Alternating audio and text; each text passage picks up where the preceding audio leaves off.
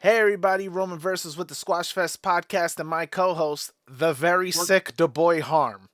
I was gonna say working at 25%, but unlike NBA players, I show up for work when I'm hurt. I love it. Well, unless you're Kawhi Leonard. Ooh. He doesn't show up to work when he's not hurt. I know that's why I had to throw that in there. I'm like this man.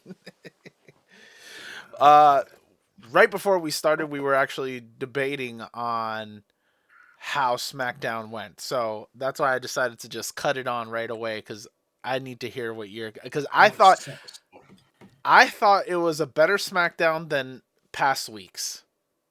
Apparently, you thought differently. It was so.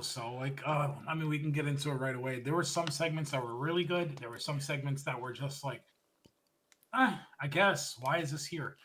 Um, Okay. so the shows are opened up with Byron Saxton interviewing Damien Priest for a quick uh interview backstage. And he's doing his normal babyface thing. In the event, he's immediately stopped by LA Knight in the back, and LA Knight's doing his whole LA Knight shtick. I don't even remember what he said because I can't remember anything this man ever says because it's all non-consequential. 100%. Just remember that he threw in a bunch of yes, Yeah, and that's about it. he said a bunch of things that rhymed. He Yeah. like whatever. Basically, the gist of it was we're having a tag match tonight. Just make sure you have my back. I got your back, and then tomorrow night we have the fatal four-way match. And he was basically also alluding to that there, just like the previous week, there is no issue with us.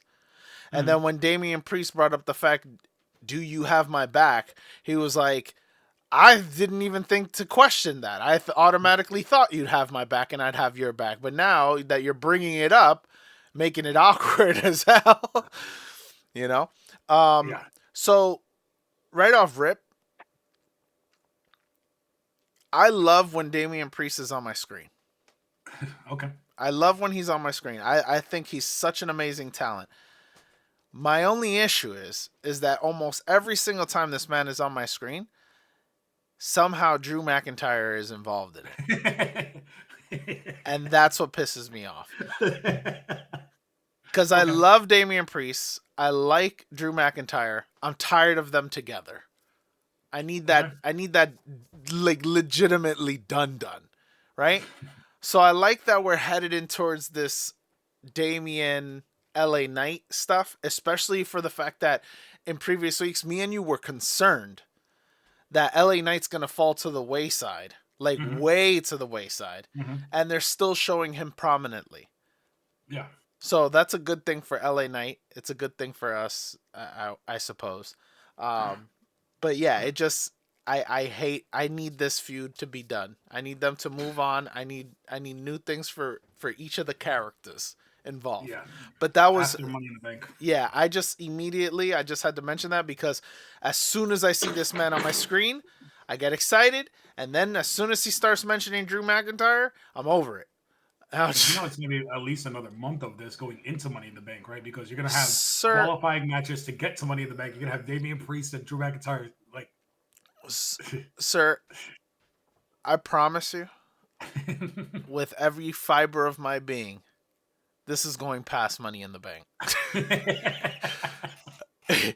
Me, as far as I'm concerned, right? I have right now, as currently constructed, I have zero faith that they'll be moving on from this feud anytime soon. it's been going on for over a year. It's been bad. Okay. So then we have the tag match. We have LA Knight and Damian Priest against Solo Sikoa and Jacob Fatu. And I like the way they formatted this match. Basically, every time Jacob Fatu was in there, Jacob Fatu took almost no bumps in this match. When he was in the ring, he was dominant over everybody. Yep. It wasn't until every time he tagged in Solo Sikoa that the baby faces started getting their momentum. Highlighted by the one point where, and I laughed, I almost fell out of my chair laughing. Jacob Fatu hits a hip check or hip thrust into the corner on Damian Priest. He tags in Solo Sikoa. Solo Sikoa takes about 40 seconds to walk to the corner, pose, do his little NBA 2K25 taunt and then try to hit a hip thrust and gave Damien Priest time to get up and hit a heel kick. Mm-hmm. And I'm just like, this is the difference in how they're portraying these two guys. One guy, his tagline is all gas, no brakes. Mm-hmm. He's aggressive. He's a monster. He's destructive. Mm-hmm. The other guy thinks so highly of himself that he has such hubris that he's like, I'm Solo Sikoa. I'm the tribal chief. I'm going to do whatever I want. And then he keeps getting his ass handed to him. Mm-hmm. So they told two stories. They told the story of that, and then it's culminated later by Jacob Fatu and Solo in the back. And then they told the story of, can the baby faces get along? Yeah. Right? So there were times where Damien Priest was trying to hit us out to heaven, and LA Knight tags himself in. LA Knight is trying to hit his pop-up elbow drop on Solo. Damien Priest tags himself in. Damien Priest is trying to get the hot tag to LA Knight, and Solo knocks him off the ring apron, and Priest, instead of paying attention to the ring, just starts arguing outside the ring with LA Knight, like, where are you? What are you doing? Mm-hmm. Your opponent just knocked him off the ring apron, bro. Like, you've been in the wrestling business for 25 years. I don't want to hear that you don't understand what's happening. So that's the story they were telling. Eventually, Knight and Priest get the win. BFT by LA Knight to Solo Sikoa to get the 3 count. Immediately, Damien Priest comes in, starts shoving LA Knight. They start brawling. Jacob Fatu comes in, attacks them both, eliminates them both, stands over them. And then, to your point, Drew McIntyre comes in and hits a Claymore on Jacob Fatu and stands over everybody holding the United States Championship. Now, don't get me wrong. I loved his promo in the back. Oh, yeah, he was great. I loved his promo. When he split his eyes and he was just like, all gas, no brakes. The problem with that is you run into a brick wall, and that brick wall is the future United States champion, Drew McIntyre. But, he's great. But he also, to start the promo, he also hit us with what we just finished talking about. I think it was Monday. He said Damien Priest keeps complaining about me talking about his family or blah, blah, blah, blah, blah. But I beat him in front of his family at WrestleMania, and then... Not even that. I was talking about, remember when we were talking about Sheamus? Oh, Sheamus just comes and... For the fight, and that's what Drew essentially said in this promo. He was like, you're the baddest dog in the yard, and I want to fight you. Mm-hmm. But then he continued and said, because he wants the title, so on and so forth. Like, there was more to the character. It wasn't just, I'm looking for a fight, like Sheamus is. Why that character for us is stale. He's doing the same exact thing, except there's layers to it. Drew feels like he deserves a championship, character-wise. Feels like he deserves a championship because of everything that's happened to him since WrestleMania 40. Since he got screwed out of that title by cashing on by Damien Priest. So his thing is, I'm going to win a title because I deserve it, and I'm going to keep a title away from Damien Priest at the same time. And, Jacob Fatu, he has no love for the bloodline going back to Roman's OG bloodline, so there's layers there too. But no, it was a great promo. He basically ripped everybody to shreds. All right, so then we get a backstage segment by Chelsea Green. Yeah, I loved it. Her service. I loved it. This made me pee my pants.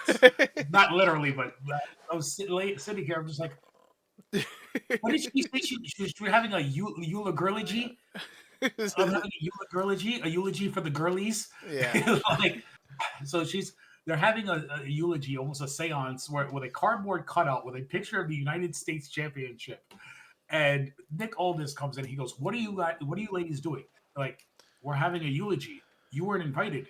And he goes, "Wasn't invited? This is my office." And I think it was Owl Fire, or it was one of them. She goes, "Yeah, you're still not invited." and little Zelina Vega comes in, and she's like, "You're having a eulogy for a title you lost. You know how pathetic that sounds?" Mm-hmm. And then they basically make a tag match. And Chelsea says to Zelina, "You have no friends. You have no tag team partner. Who are you gonna team with?" She goes, "Oh, I have friends, and my friends here tonight." And blah blah blah. I immediately thought it was gonna be Mia Yim. That was my That's what I assumed as well, just because they just seem to throw her in wherever they need somebody. You know what I mean? Yeah, I was like, oh, it's gonna be Mia Yim, and you have the Chelsea connection of Chelsea beating her multiple times for that United States Championship anyway. Yeah. So Mia Yim would have made sense, but no, we got the second return in the last 3 months of Alexa Bliss. Alexa looked great in the ring. She did. She looked great in the ring. She's missed 2.5 years for different reasons. You know, having kids. She had a skin cancer scare. Like she missed a lot of time, but she looked great in the ring. She looked amazing. I was expecting the baby faces get the win on a really, really nice Alexa Sister Abigail DDT. I was expecting an Alexa heel turn after. I don't know why I was expecting the same thing. I expected her to just out of nowhere just hit her with a Sister Abigail. Yeah, that's what I thought. I was like, all right, then I would have done it because now you're pushing Zelina past Chelsea. Yeah. And you're bringing in Alexa and you're reminding people Alexa's a big deal. Yeah. Like, so I would have done it. It seems like they're transitioning something else with Alexa, which could be fun. We'll see. We'll get there. But yeah, this is a solid enough match. It was just for the Ohio crowd to see their home state 5-time women's champion back. Mm-hmm. All right. So then we get Jade Cargill and Nia Jax. This is one that this whole quartet of women, this is the one I need to. But I was gonna say before that is the promo with Charlotte. Oh, the before that is it's after. No, it's after. No, it's not. It's later. No, because Charlotte comes out. Charlotte comes out, and then Jade comes out. She says her stuff, and as she's leaving, that's when Jade comes out. My bad, I'm going through this thing. Yeah, so Charlotte comes out. She starts cutting a promo. The fans are booing her. She's doing the whole "Why don't you respect me? Why don't you love me?" gimmick. Yeah. If you date in Ohio, if you keep disrespecting me, I'm just disrespecting me, booing me. I'm just gonna walk out. And she does. She slams the mic. She walks out. I had to watch it a second time because I thought she was talking like in a general sense, like I'm leaving the company type deal. And then like, I'm never coming back here. Yeah. Then I had to watch it when I watched it the second time. That's when I was like, oh, she's just talking about that location. Yeah. But it took me a second because I was like, oh, word. So she starts walking out. As she's walking out, Jade's music hits. Yep. And we get another face-to-face between the two of them. Jade always looks like $1 million. Yeah. I don't know if they specifically chose that gear for Charlotte to wear to make her look more imposing, but them two standing next to each other on that side by side was amazing because Charlotte looked great last night. Yeah. So that was a great spot. Jade gets a mic. She says, "Charlotte, you had your chance. Now get to the back of the line." Yep. I thought she should have culminated it with the B word at the end. It would have fit Jade's character. I know it's network television. You don't want to be doing that all the time because they're on. But it would have fit. It would have fit. It would have fit Jade's character. We also got an Aliester Black promo before this match. Yeah. Where basically it's your traditional Aliester Black spooky. I'm here to right the wrongs. I'm here. But he was also switching it up a little bit because he said, "I know you guys expect me to do the same thing that I always do and pick up where I left off, but this is different." And then he said that version of me I buried. He said I buried him 6 feet, and he said this is different. He said this is more than just good versus evil. Yeah. And then he goes off on a tangent talking about. I'm guessing he was talking about the Miz. Yeah. But then he was also. They kept showing him. And then he kept on kind of saying it vague. He was saying how he's the consequence for WWE, essentially.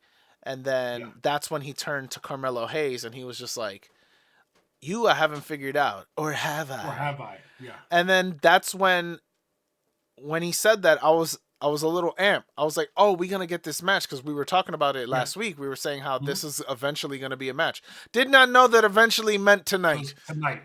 Like that just irked me because not for nothing, I felt like that was bigger. Yeah. Like that could have been at a pay-per-view or something. Or something. Like I'm saying like that could have been a mid-card. Okay.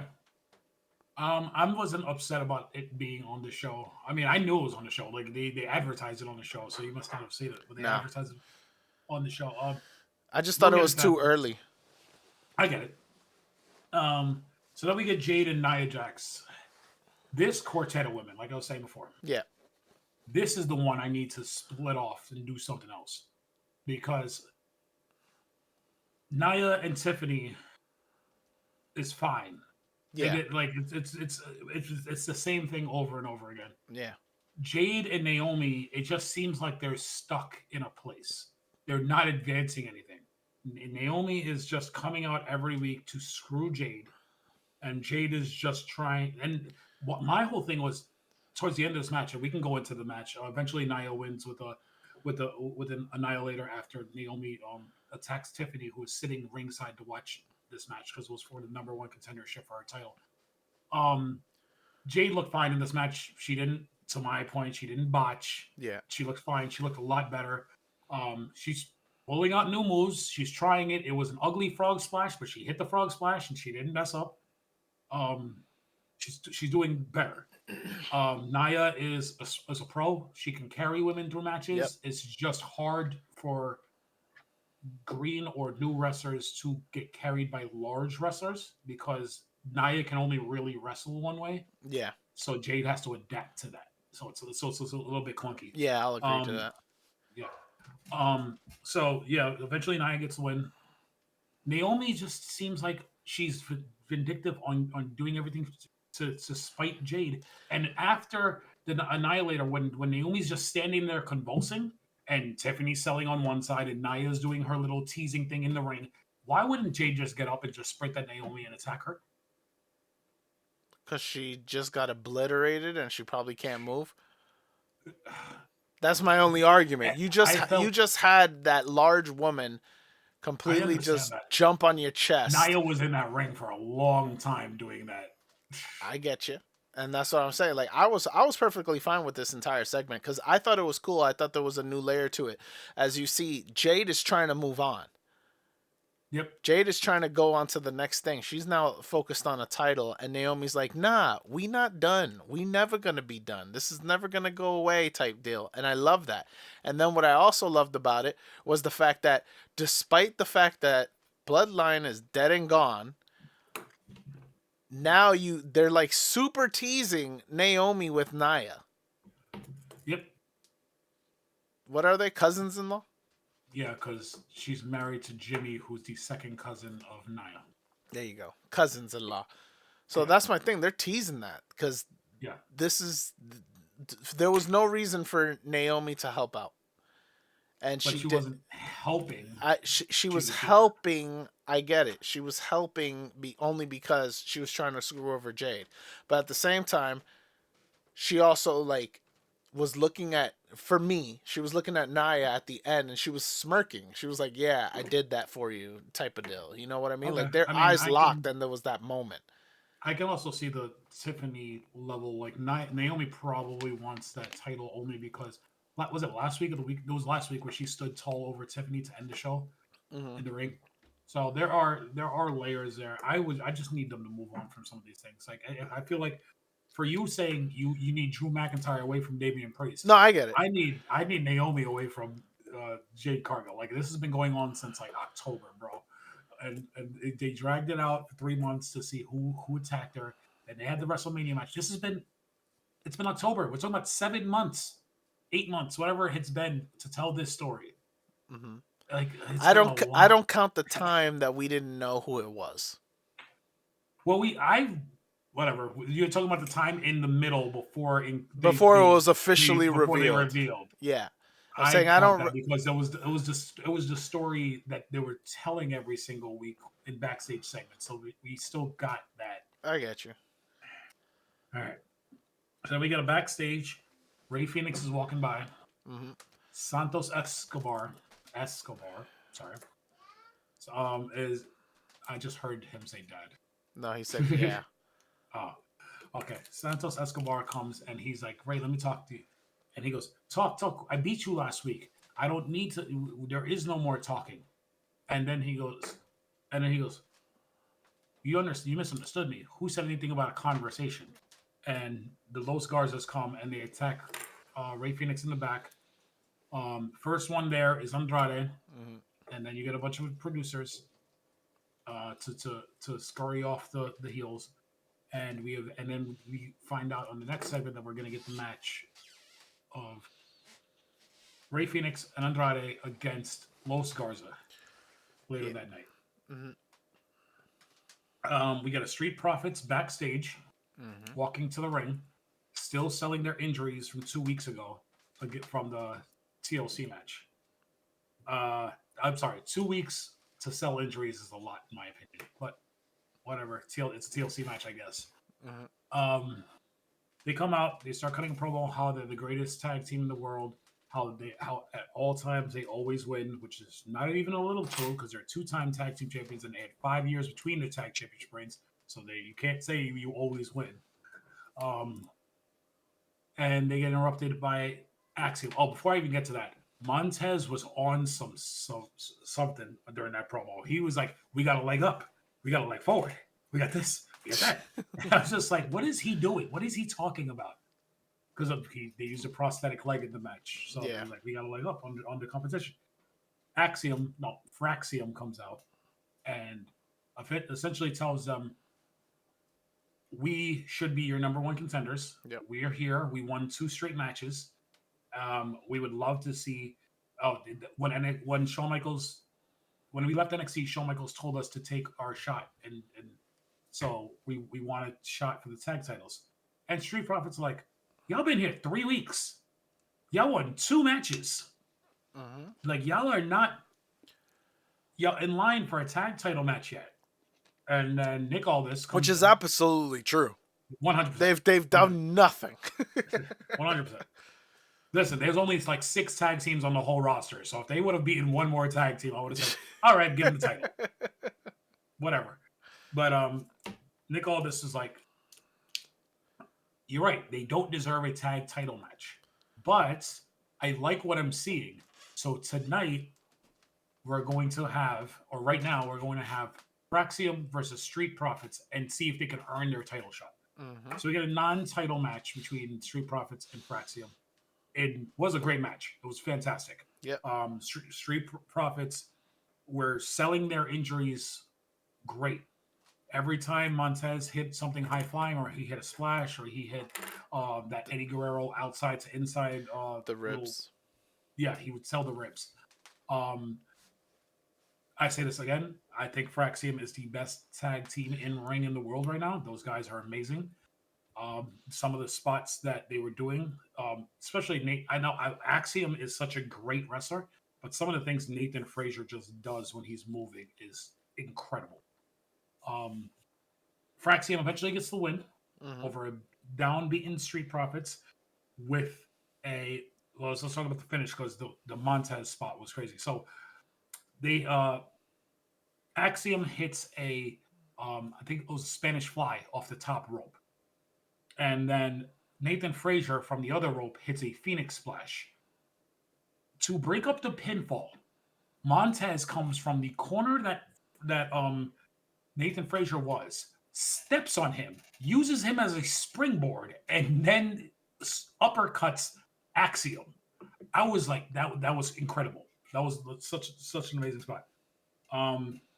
Eventually Montez becomes the legal man, and Axiom hits a combination drop kick leg sweep, a missile drop kick leg sweep from the top rope to get the 3 count. I don't know what it was called. It was something Carnate Infernal. They kept saying it. I could not. I'm not Spanish. I cannot do it. But that was an incredible move, and Fraxiom gets the win. We get a handshake in the middle of the ring. Nobody turns heel, and eventually we'll get Fraxiom versus Street Profits for the tag titles. But this match was incredible. Was the backstage right after this? The backstage what? With the tag. With Fraxiom, Motor City Machine Guns. I think it was after. Was it after Carmelo and Aliester Black? Oh, okay. Well, either way, we talk about that. Yeah, the backstage, I think it was after Carmelo and Aliester Black. Which, I want to hear your thoughts, but I had a problem with it. But go ahead. I felt like the Motor City Machine Guns were doing the babyface thing, but coming off as still condescending to the young talent, I agree. and that's where I had a problem with it. You're just having like I understand you have these young guys from NXT who are making the names for themselves, and you have the vets from TNA who are like, hey, we still want our tag title shot. It was fine. I don't think it needed to be. I don't think you needed to have that on that show, if that makes sense. No, I get it. It was filler, but it was fine filler. It wasn't, my only issue with it was you had DIY beat the crap out of 4 men. Yeah, Now I I mean understand that always. I understand that this came after the match. I understand that Motor City was still licking their wounds, but there's no reason why 2 men without weapons should beat the I crap understand. out of 4 individual men. And it They got was the jump. easy. They went down so fast. Hmm. It was ridiculous. That's the only problem I had with that segment. They got the jump on them. One of them is young man Kratos, and one of them basically wants to be Wolverine. They're fine. Stop it. Like it's fine. I understand what you're saying, but we're gonna continue, and this is what we say. We want that tag division to mean something, No, I agree. and we have 4 teams who are fighting for the tag championships, and then you have Los Garza on the fringes. So DIY wants to continue. No, what's going to happen is we're going to get DIY and probably Fraxiom next week. That'll probably be the match, and then probably get a number 1 contenders going into Money in the Bank for the tag team championships. Yeah. Oh, side note, did you see that Dominic Mysterio said if he wins the Money in the Bank championship, he would want to cash in on tag titles? What? I read this yesterday. He said it's never been done before. It's never been done before, and that is very random, but I like it. I'm not even upset with it. He said it's never been done before, and if I win, I would want to take one of my guys up with me. He said I want to elevate JD, or I'd want to bring up Carlito, or do something with one of them if I win the Money in the Bank briefcase. I would prefer he do it with Carlito, to be honest. I agree. And JD has Finn. He can exactly. All right, so then we get Aliester Black and Carmelo Hayes. These guys put on a show. Fraxiom and Street Profits was the match of the night, but these guys for a singles match, fantastic. Carmelo is a star in the making. I say this all the time. Aliester Black, when he's in ring, he wrestles like no one else wrestles in wrestling. Where what I mean by that is he's not a big guy, but he's not a small guy. He's probably 6'2", 6'3", 230 pounds. His striking ability and his ability to make it look like his strikes hurt when he's barely touching his opponent is incredible. Some of these combination knees and kicks, it's almost Shinsuke Nakamura like. That's the guy I'll just describe it to. These guys put on a great match. We knew Aliester Black wasn't going to get a loss. No. I do like that he did not hit Carmelo with the Black Mass, that he did get the roll-up victory. And then when Miz came, because Miz tries to interfere, and then Miz and Carmelo goes to hit Aliester. Aliester moves, and Carmelo blasts Miz off the ring apron. Immediately, Aliester gets the roll-up win. Miz runs into the ring, and Aliester sees him and Black Mass to Miz. And then doesn't attack Carmelo afterwards. He looks at him, says, I have no problem with you. That's how I took it. I have no problem with you. You did nothing wrong in this match. You didn't cheat. You didn't do anything. You put on a match with me. That's how I took it. So he's just looking at Carmelo, and he walks out of the ring, and he sits at the base of the ring, of the entranceway, and they do that whole Aliester Black thing behind him, and they make him look mysterious while Carmelo's staring at him because he just lost the match. This was fantastic. I do like. Eventually, Carmelo's going to get away from Miz. And you need to start putting the layers together of having. He's going to continue to be heel, or are you going to eventually turn a babyface? And this is a way that if you wanted to turn a babyface, he can get tired of Miz's antics and then just separate off of Miz and become a babyface. But this was a great match. To your point, it could have been for how competitive the match was. It could have been on a PLE. I agree with that. I'm just saying. But I think I because of what happened last week, this is what WWE does. All right, we're going to go into this match next week. I don't think this is the end of it. I think we're still going to get them moving forward, Carmelo and Aliester for a little bit. Okay. But it's a good opening feud for Aliester. I think at one point Carmelo's got to get a win. I think you do a three. I think you do a three-part saga and Carmelo gets a win. But it was really good. I thought it was really good. I just didn't think it was match of the night. No, I think Fraxiom and Street Profits was match of the night. I think this is second. I also don't think that they were match of the night. You think Los Garzas and Andrade and Rey Fenix's match of the night? It was the most captivating story on the show. And the things that they did, granted, you see, the problem is that they do amazing things, and every time that they show out, every time that they're in a match, that we take it for granted for how amazing some of the stuff they do is. I'm sorry. Story-wise and athletic ability, I give it to those guys. That was an amazing match. But continue on. We'll get to that. Rey Fenix is great. Some of the things he did was fantastic. This was a solid match. Really good. Keep it going. I don't think it was match of the night. Keep it going. Jesus Christ. I can't even right now. No, okay. That messed you up that much? It was really quick. It was a really fast-paced, really good match. Rey Fenix is a star. Andrade, I think he's criminally underrated as a talent. He looked really good in this match. Los Garzas is a very good tag team. I just don't. I watched this match and I'm like, and I remember saying to Tommy, I was like, how many Mexicans does it take in one segment to put on a good match? What the French? That's what I said. That's what I said. It was solid. It was not a fantastic match. I thought that this was an AEW style match where everybody's getting all their stuff in, but they actually sell the injuries or sell what the moves are doing. Yeah. This was just go. Everybody get your stuff in because we want to highlight everybody. I understand the post angle after the match was more entertaining to me or more intriguing to me than the actual match. Mm-hmm. Because you get the Umberto walking away. And I think it's a culmination of the both.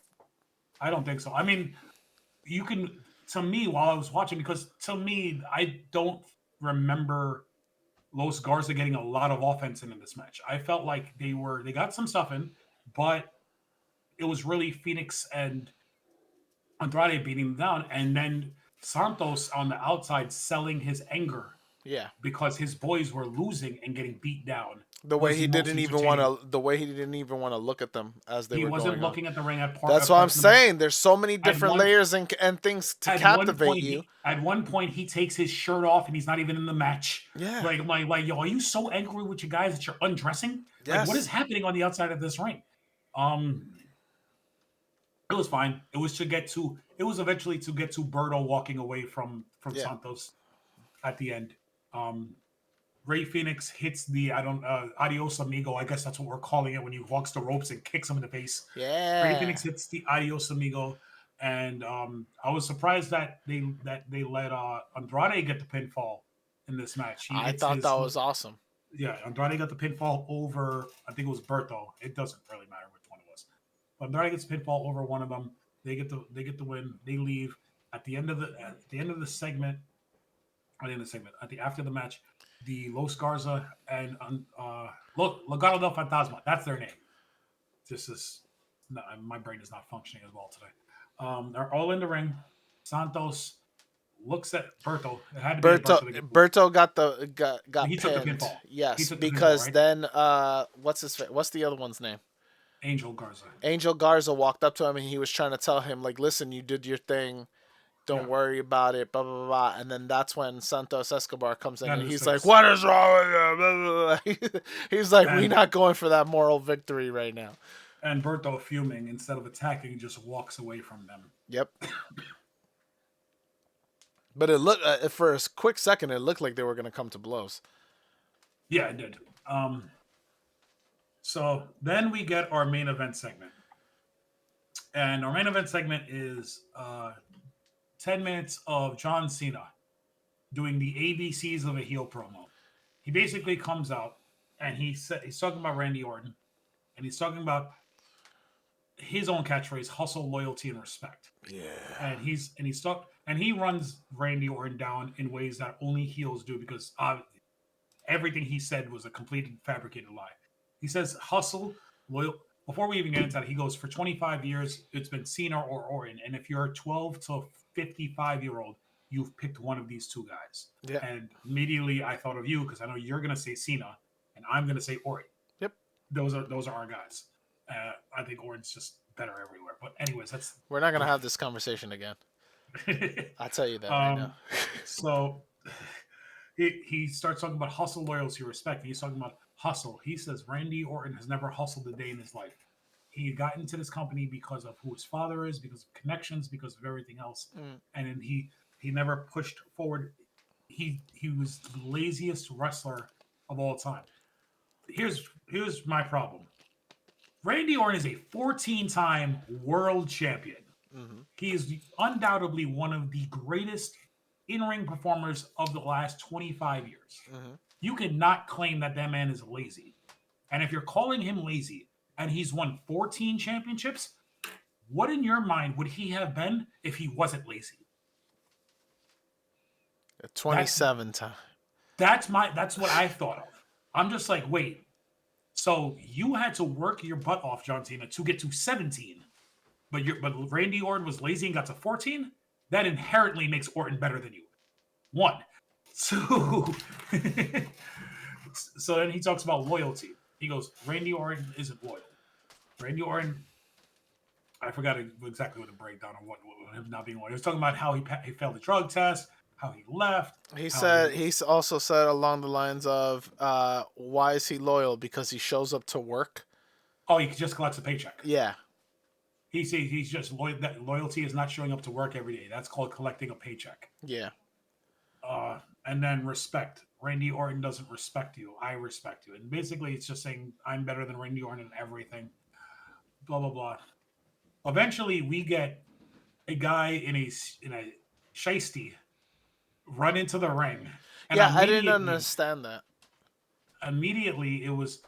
You can tell this man was 6 inches too short to be Randy Orton. Yeah. Because he was shorter than John Cena. Yep. And he goes for an RKO. Cena reverses the RKO and hits an attitude adjustment. Stands there holding for the crowd, holding the championship up for the crowd. And then Orton came in the ring afterwards and hits an RKO on Cena. And stares over the belt, grabs the belt, and holds it up over John Cena and the Masked Man. The only thing I could think of is Randy Orton paid somebody to go into the ring to. That's what I was wondering. It was just weird. Yeah. And then it was an effective segment. Well, I was gonna say, and you didn't even mention the fact that a fan threw a bottle at Cena. Yeah. So, and Cena's so great. He just picks it up and looks at it. It was just like, he was just like, whatever. It's whatever. Like, if you're going to a wrestling show, do not throw stuff in the ring, please. Like, that's not 1,000%. You're a loser if you do. Yeah, absolutely. Enjoy the show. Like, I understand. Now, if they invite you to do it, that's different. Because there's a clip of Jericho when he was talking about the DX glow sticks. Everybody paid like $10 for it or whatever the case may be, and then I think it was like one fan threw one, and then he started telling he got the entire crowd to just start launching them at him, and then he caught mad backstage heat from Stephanie McMahon because she was like, I'm either gonna fine you or suspend you. He was like, for what? For catching heat? He's like, that's my job. He was like, I don't give a damn what you think you're gonna do. You're not my boss. And then he called up Vince and he starts spazzing on his voicemail. And then he just got a text reply back from Vince, calm down, Junior. And then when he saw him, he said he saw him, I think it was on a Monday night. He was just like, what do we got to talk about? What's going on? Like, how you going to be mad at me because I'm catching heat? He was like, I don't know what you're talking about. I'm not mad at you for catching heat. He was like, that's good. And he was like, that's what I'm saying. So yeah, if a wrestler invites you to throw stuff at them, that's different. But otherwise, unless it's Mick Foley and Terry Funk asking you to throw chairs in the ring, please don't do that. pretty much. You have no idea what I'm talking about. ECW. No, I know. Yeah. So, effective segment. Orton stands over Cena. Orton's not winning tonight. There's no way. There's no possible way he wins tonight At all. It's gonna be. I just hope that match is entertaining. That's all I'm hoping for. I hope it's not a copy and paste from the Cody match. Yeah. That meticulous, super slow. And again, to your point, what you had said weeks ago, I don't think Randy would go for that anyway. Yeah, I don't think so either. You can't continue to be like, I'm destroying wrestling for you guys, and then make your matches unentertaining. No one's gonna tune in for Cena an unentertaining Cena match.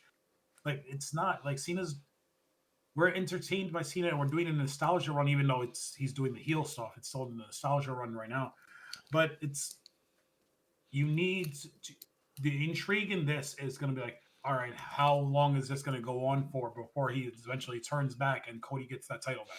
That's the intrigue of this entire story. It's not whether or not we think Orton or AJ or Punk or any of these other guys is going to have a match with or actually going to beat him, because they're not. They're going to hold this title. He's going to hold this title until Cody wins it back eventually. All right. That's the show. What are your final takeaways? That main event was the show of the night, the match of the night.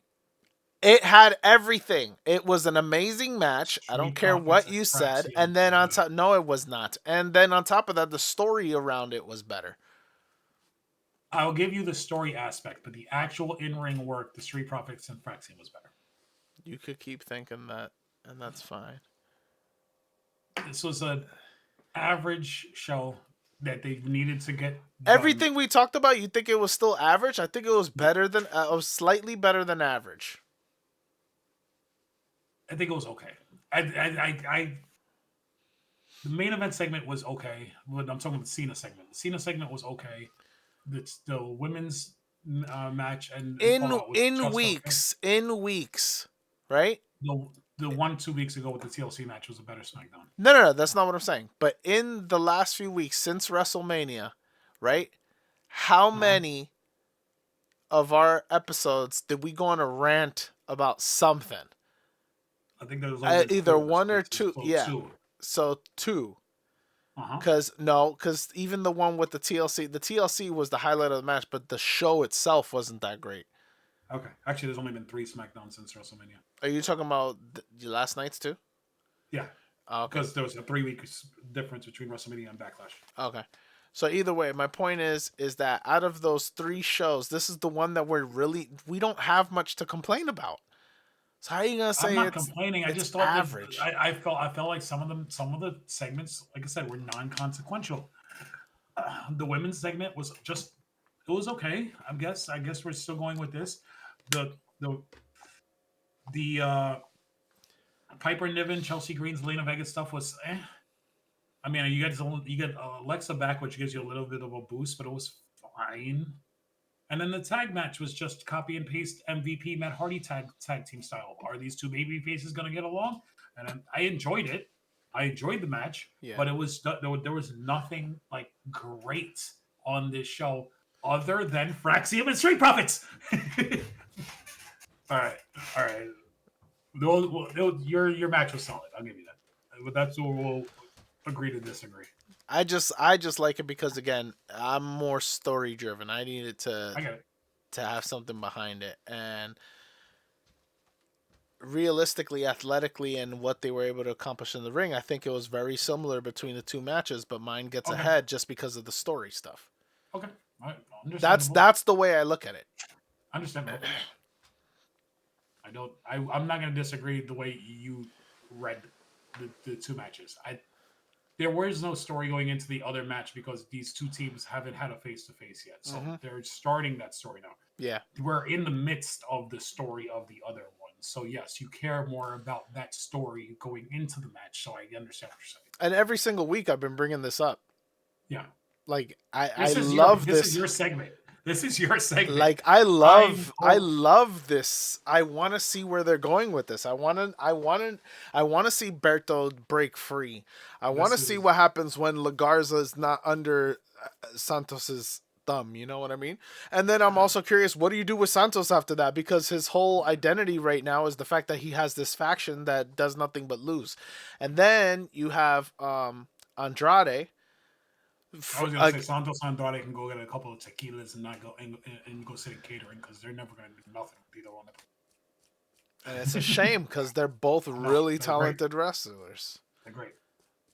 I don't know. Send them to AAA. I mean, you can. I know. That's what I'm saying. You send them to AAA and start boosting up that roster. You got 8,000 shows. You can. Yeah. I do like that when Fenix came out, they did put his AAA accomplishments on the screen. Who? Phoenix came out. When Phoenix came out, they put his AAA accomplishments on the screen. Which is dope. Yeah, so. It's something that would have never happened in the previous era. Yep. Which is dope also because now that means that, look at that. He just got there and now he's technically decorated. Yeah, absolutely. Yeah. But yeah, overall, good show. It was okay. Backlash. What are you looking forward to on Backlash?